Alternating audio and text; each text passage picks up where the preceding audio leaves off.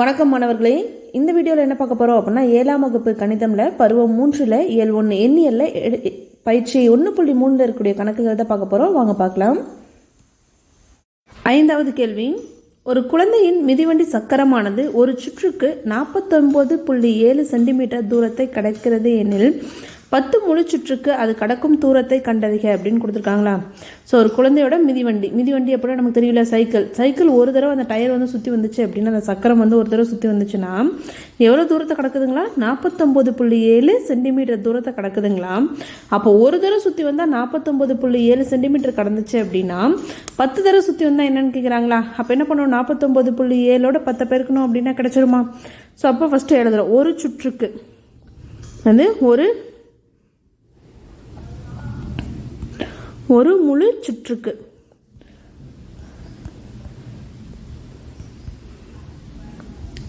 கடக்கும் தொலைவு. அப்போ ஒரு சுற்றுக்கு எவ்வளோ தொலைவு கடக்குது அப்படின்னா 49.7 சென்டிமீட்டர் தொலைவு வந்து கிடக்குது. நம்ம கேள்வி என்ன கேட்டிருக்காங்க? 10 முழு சுற்றுக்கு 10 தடவை அந்த சக்கரை சுற்றி வந்துச்சு அப்படின்னா எவ்வளோ தூரம் கடக்கும் அப்படின்னு கேட்குறாங்க. அப்போ 10 சுற்றுக்கு கடக்கும் தொலைவு கண்டுபிடிக்கணுங்களா. கடக்கும் தொலைவு ஈக்குவல்ட்டு என்ன பண்ணுவோம்? 2 பெருக்குவோங்களா. 49.7ஓட 10 பெருக்க போகிறோம். அப்போ 49.7ஓட 10 பெருக்கணும் அப்படின்னு நமக்கு கிடைச்சிருமா.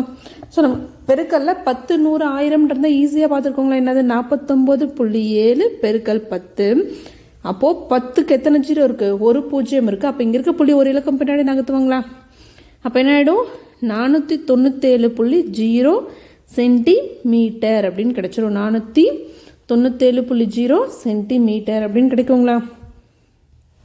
அப்போ இதுலேருந்து என்ன சொல்லிடலாம் அப்படின்னா therefore 10 முழு சுற்றுக்கு கடக்கும் தொலைவு எவ்வளோ தூரம் போகும் அப்படின்னா 10 முழு சுற்றுக்கு கடக்கும் தொலைவு ஈக்குவல் டு 497 சென்டிமீட்டர் தூரத்தை என்ன பண்ணும்? 10 சுற்றுக்கு கடந்துடும். இதான் இந்த கேள்வியோட பதில். அடுத்த 6வது கேள்வி பார்க்கலாம்.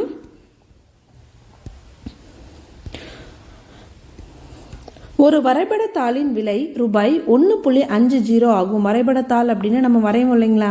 ஸோ அந்த ஷீட்டோட விலை ஒரு ஷீட் சார்ட் அப்படின்னு கூட எடுத்துக்கலாம்.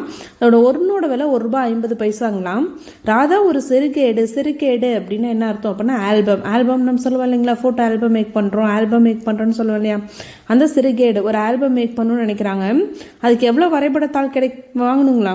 20 வரைபடத்தாள்களை வாங்குகிறாள் எனில். ஸோ ஒரு வரைபடத்தாள் ₹1.50. எத்தனை வாங்குறாங்க ராதாங்கிறவங்க? 20 வரைபடத்தாள் வாங்கினாங்க அப்படின்னா அவள் செலுத்த வேண்டிய தொகையானது எவ்வளவு அப்படின்னு கேட்டிருக்காங்களா. அப்போ அவங்க செலுத்தக்கூடிய அமௌண்ட் எவ்வளோ கடைக்காரருக்கு கொடுக்குறோங்கிறாங்க. அப்போ உன்னோட விலை ₹1.50 அப்படின்னா 20ஓட விலை தெரியும்னா 20ஓட பெருக்குனா கிடைச்சிருங்களா. அப்போ ஃபஸ்ட்டு எழுதுகிறோம். ஒரு வரைபடத்தாளின் விலை. ஒரு வரைபடத்தாளின் விலை எவ்வளோ? ₹1.50. எத்தனை வரைபடத்தாளோட விலை வேணும்? 20. அப்போ 20 வரைபடத்தாளின் விலை வேணும். ஏன்னா 20 வேணும் அவங்களுக்கு, அதை வாங்குறாங்க. அப்போ கடைக்காரர்கிட்ட அவங்க என்ன பண்ணணும்? 20க்கான காசு கொடுக்கணும் இல்லையா. அப்போ 1.50ஓட என்ன பண்ணுறோம்? 20 பெருக்கிறோம். அப்போ 1.50ஓட 20 பெருக்கிறோம்னு என்ன பண்ணுவோம்? புள்ளி இல்லாமல் பெருக்கிப்போங்களா. அப்போ 150 × 20ன்னு எடுத்துப்போம். ஸோ அப்போ 0ஓட பெருக்கும்போது எல்லாம் 0 ஆகிடும். 2ஓட பெருக்கும்போது 0, 2 5 10 மீதி 1, 2 1 2 + 1 3. அப்போ என்ன கிடைக்குது? 3000 அப்படின்னு கிடைக்குதா. என்ன கிடைக்குது? 3000 அப்படின்னு கிடைக்குது. நம்ம கேள்வியில் ஆல்ரெடி பார்த்துருக்கோம். எத்தனை இலக்கம் முன்னாடி புள்ளி இருக்குது பாருங்களா. கடைசியிலேருந்து இங்கே 1 2 இலக்கம் முன்னாடி புள்ளி இருக்குது. இங்கே புள்ளியே இல்லை. அப்போ நம்ம விடையில் என்ன பண்ணோம்? கடைசியிலேருந்து 2 இலக்கம் முன்னாடி புள்ளி வைக்கலுங்களா. அப்போ ₹30 ஆகுது. அப்போ therefore அப்போ ராதா அப்படிங்கிறவங்க வரைபடத்தாளை வாங்கணும் அப்படின்னா எவ்வளோ செலவு பண்ணணும்? அந்த கடைக்காரர்கிட்ட எவ்வளோ தொகை கொடுக்கணும் அப்படின்னா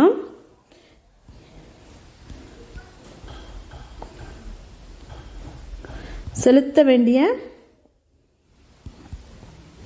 தொகை. அதான கொஸ்டினில் கேட்டிருக்காங்க. செலுத்த வேண்டிய தொகை எவ்வளோ அப்படின்னா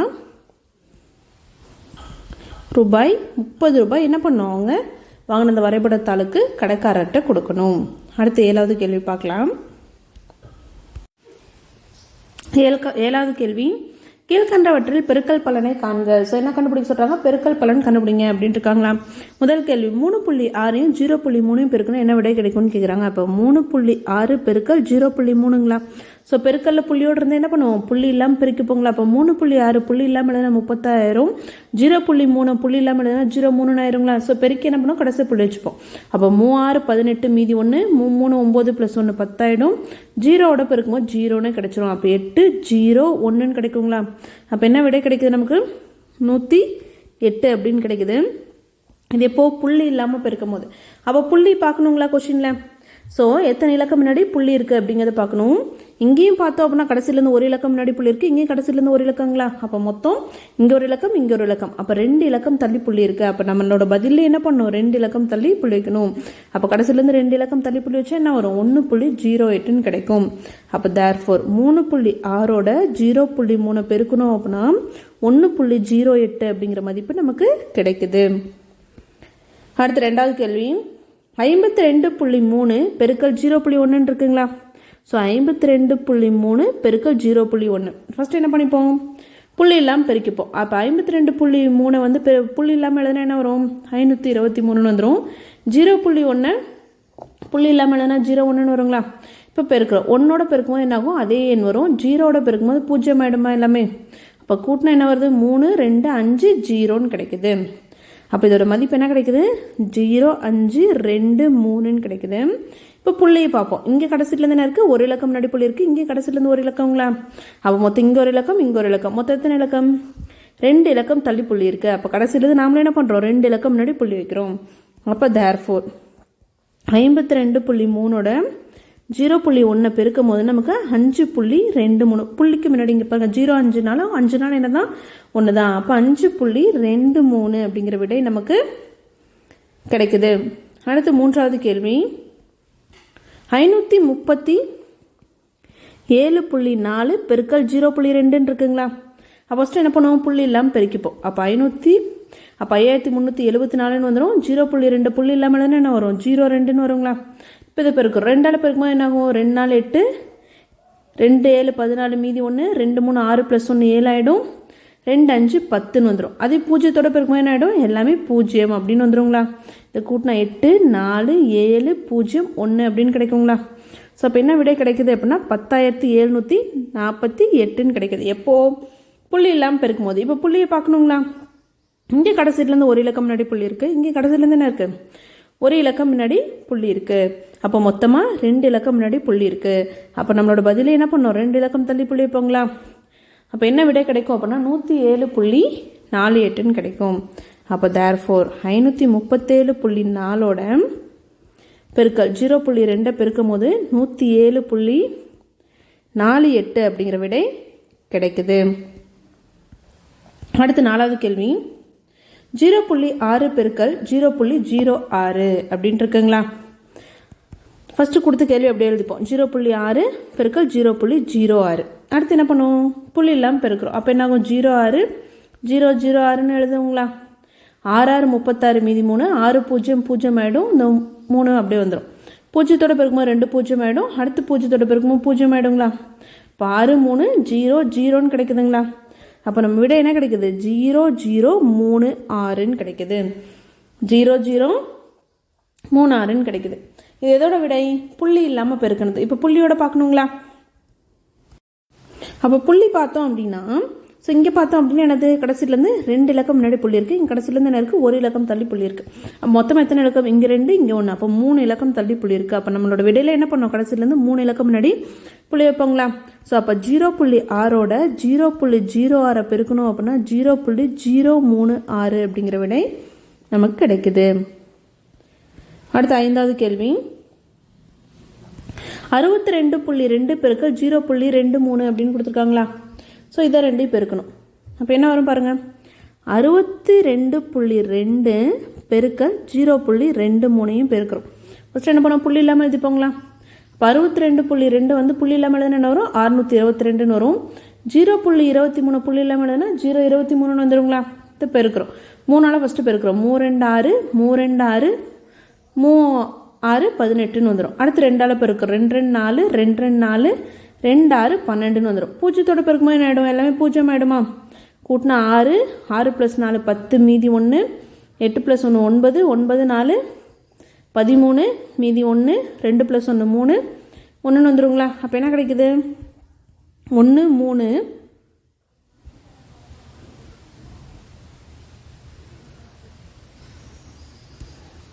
ஸோ இங்கே பாருங்கள், இந்த 1 இதுக்கு நேராக இருக்குது. ஓகேங்களா? இப்போ என்னாகும்? இங்கே 4 வரும். ஸோ மறுபடியும் போடுற பாருங்கள்.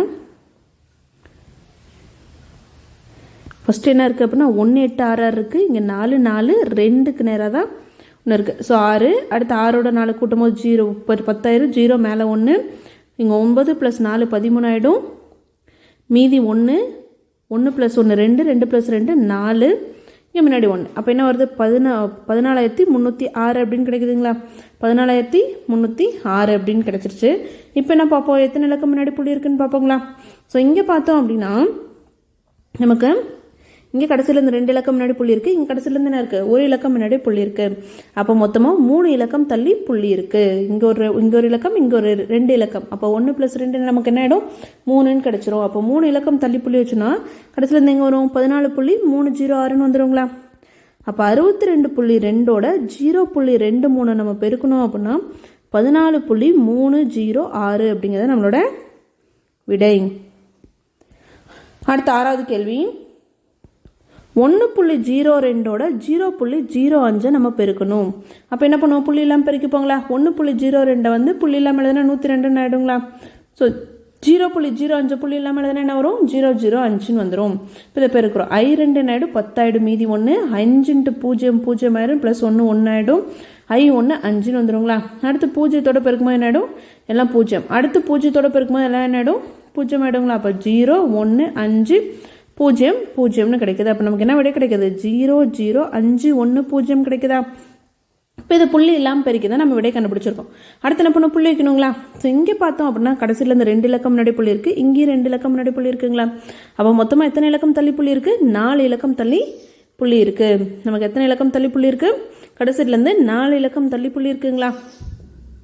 அப்போ 4 இலக்கம் தள்ளி புள்ளி இருக்குன்னா நம்ம என்ன பண்ணுவோம்? நம்ம ஆன்சர்லேயே 4 இலக்கம் தள்ளி புள்ளி வைப்பாங்களா? கடைசியிலேருந்து 1 2 3 4. அப்போ 4 இலக்கம் தள்ளி புள்ளி வச்சோம் அப்படின்னா 0.0510ன்னு கிடைக்கும். அப்போ தேர்ஃபோர் 1.02ஓட 0.05 பெருக்கும்போது 0.0510 அப்படிங்கிற விடை கிடைக்குது. எப்பயும் போல பெருக்கி எத்தனை இலக்கம் முன்னாடி புள்ளி இருக்குங்கிறது பார்த்து வைக்கிறோம். அடுத்து 7வது கேள்வி.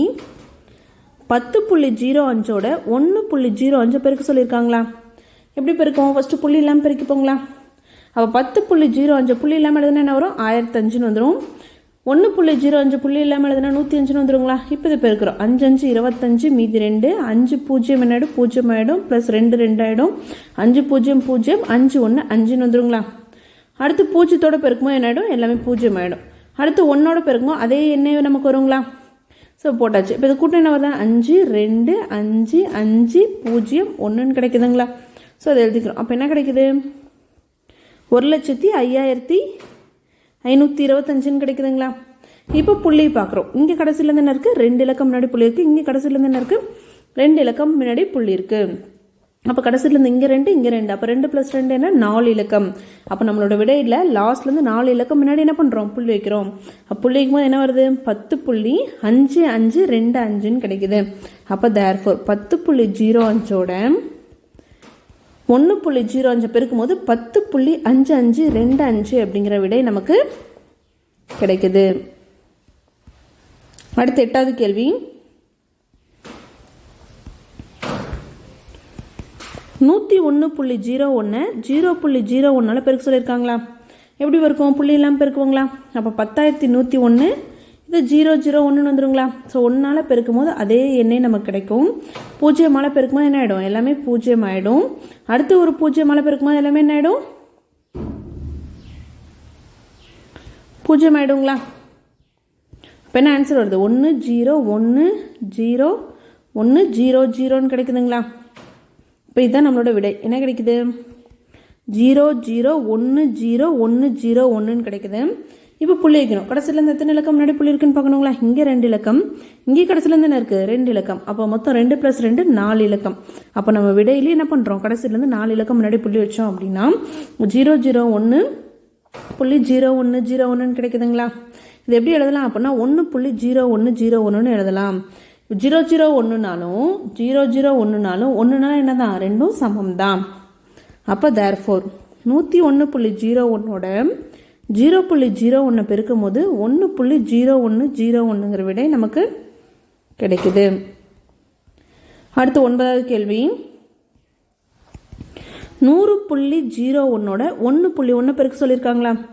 புள்ளி இல்லாமல் பெருக்கலாமா ஃபஸ்ட்டு? அப்போ என்ன ஆயிடும்? 10,001 ஆகிடும். ஸோ 100.01 புள்ளி இல்லாமல் எழுதுனா என்ன ஆகிடும்? 10,001 ஆகிடும். 1.1 ஆகிடும் 11 வந்துடுங்களா? ஸோ 1ஓட பெருக்கும்போது அதே எண்ணு தான் வரும். 1ஓட பெருக்கும்போது அதே எண் தான் வருங்களா? கூட்டம் என்ன வருது? 1 1 0